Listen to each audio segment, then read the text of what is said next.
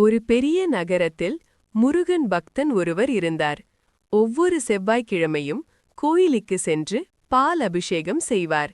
நீங்கள் முருக பக்தராக இருந்தால் இந்த பதிவை லைக் செய்து ஓம் முருகா என்று கமெண்ட் செய்து டிவைன் வேல் மீடியா சேனலை ஃபாலோ அண்ட் சப்ஸ்கிரைப் பண்ணுங்கள். ஆனால் ஒரு நாள் கோயில் வாசலில் ஒரு பிச்சைக்காரன் நின்றிருந்தான். அண்ணா, கொஞ்சம் சாப்பாடு என்று கேட்டான். அந்த பக்தன் கோபமாக, வழிவிட்டு நில், நான் முதலில் தரிசனம் பண்ணணும் என்றார். அவன் உள்ளே சென்று பெரிய அர்ச்சனை செய்தார். ஆனால் அன்று முருகன் சிலை அவரை பார்த்து சிரிக்கவில்லை. மனதில் ஏதோ கவலை.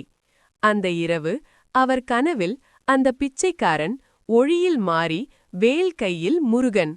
நீ என்னை கோயிலில் தேடினாய், ஆனால் நான் வாசலில் நின்றேன். உதவி தேவைப்பட்டவரில் நானே இருந்தேன். அவர் பயந்து விழித்தார். மறுநாள் அவர் முதலில் அந்த பிச்சைக்காரனை தேடினார். அவன் இல்லை. ஆனால் அன்று முதல் அவர் புரிந்து கொண்டார், முருகனை காண கோயிலே தேவையில்லை, கருணையுள்ள இடமே கடவுள் இருக்கும் இடம். இதே போன்ற ஆன்மீக தகவல்கள் தொடர்ந்து பெற டிவைன் வேல் மீடியா சேனலை ஃபாலோ அண்ட் சப்ஸ்கிரைப் பண்ணுங்கள்.